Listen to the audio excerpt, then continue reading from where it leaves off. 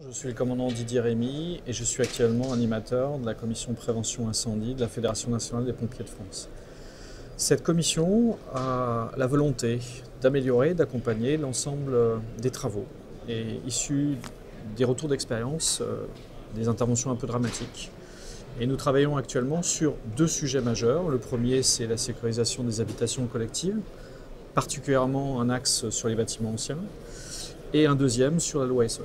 Sur la première partie, on accompagne l'Agence nationale d'amélioration de l'habitat et les différents ministères concernés pour faire en sorte que l'ensemble du retour d'expérience qui s'est fait sur Grenfell Tower puisse apporter en fait différentes solutions pour permettre à tout le monde d'être en sécurité. C'est pour ça qu'on a un travail de fond sur des quartiers un peu particuliers. On pense à Bayonne, on pense à Chambéry dans un premier temps.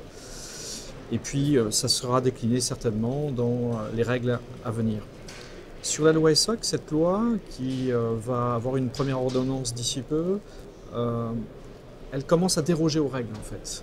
Pour quelle raison? Parce qu'on fait face à de l'innovation, des évolutions technologiques, et que la réglementation ne va pas aussi vite que cette évolution technologique. Donc il est nécessaire d'accompagner et d'éviter que ce type de sinistre que je viens de vous parler, donc Grenfell Tower, puisse subvenir en France. Donc vraiment, l'idée de la fédération est d'accompagner les constructeurs, les différents métiers de l'incendie, pour faire en sorte qu'ils comprennent les enjeux, qu'on puisse trouver des solutions techniques ou d'organisation qui permettent en fait une sécurité bien supérieure. Le sujet d'aujourd'hui, orchestré par une conférence qui s'appelle la PAO, une nouvelle approche, PAO comme prévention appliquée à l'opération. Cette prévention, en fait, l'idée c'est de faire comprendre qu'un texte n'est pas une fin en soi. Un texte est un compromis à une époque.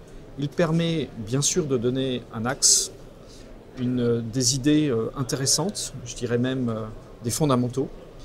Par contre, il ne faut pas occulter en fait, l'activité réellement exercée et les contraintes qui s'y appliquent.